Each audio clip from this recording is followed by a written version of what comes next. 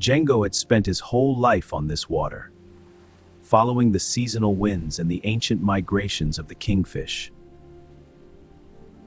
Beside him, Kalo was humming a low tune to keep his spirits up, while young Musa checked the nets for the 10th time. They look good. Good lad. It was supposed to be a routine night. Hard work, a bit of tobacco, and a haul heavy enough to pay off their debts at the Stonetown docks. Hard work tonight. The haul would pay our debts. The air feels heavy, Django. Like the sky is pressing down on us. Django didn't answer. He had noticed it too. The usual smell of brine and drying wood had been replaced by a sharp metallic tang, the smell of a thunderstorm that refused to break. The sea hadn't just gone quiet, it had gone dead. Not a ripple, not a jump of a baitfish, nothing. Then the first light appeared. It wasn't the shimmering silver of a moonbeam. It was a jagged, electric neon blue, blooming deep beneath the keel.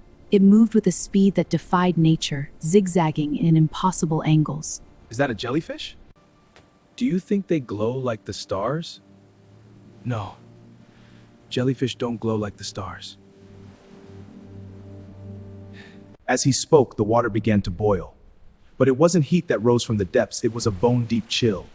One by one, the shapes broke the surface. They looked like fish from a nightmare, with translucent skin that showed glowing, pulsing organs and eyes that held a terrifying alien intelligence. The creatures surrounded the boys, reaching out to the pulp. The wood groaned under their touch. It's not from this world!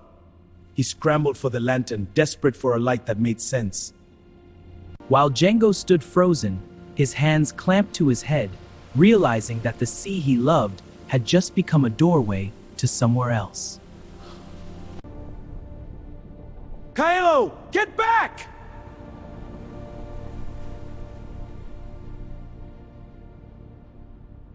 One of the creatures leaped, its body arching over them Totoamaji. It didn't move like a fish. It moved like a spark of electricity jumping between wires.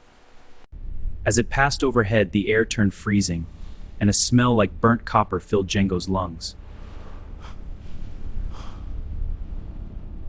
He collapsed onto the floorboards, his hands still clamped over his ears, trying to shut out the sound that felt like it was rewriting his brain. Kalo, still gripped by a desperate need to defend the boat, had raised the brass lantern high.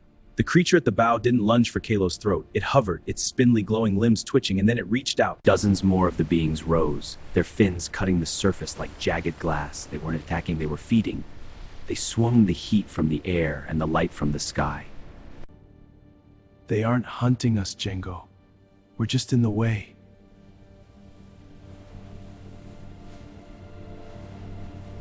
The violet light faded into the deep, leaving the three men sitting in a darkness so absolute it felt heavy.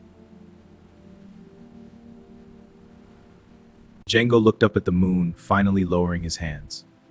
The silence was back, but the sea felt different now. It wasn't just water anymore, it was a ceiling for a world they were never meant to see.